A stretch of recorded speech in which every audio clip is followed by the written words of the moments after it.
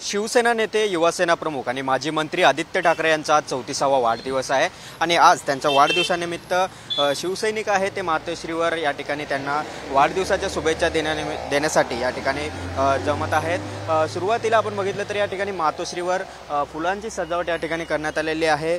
याशिवाय जोरदार अशी बॅनरबाजी आहे ते देखील आदित्य ठाकरे यांच्या वाढदिवसानिमित्त करण्यात आलेले अनेक ठिकाणी बॅनर्स लागलेले आहेत, ज्यामध्ये महाराष्ट्राचं भविष्य असा उल्लेख बॅनर्समध्ये करण्यात आलेला आहे। मातोश्रीच्या परिसरात ठिकठिकाणी कलानगर जंक्शन असेल, संपूर्ण परिसर असेल, त्यांच्या वरळी मतदारसंघात असेल, त्या मतदारसंघांमध्ये बॅनरबाजी आहे ती करण्यात आलेली आहे।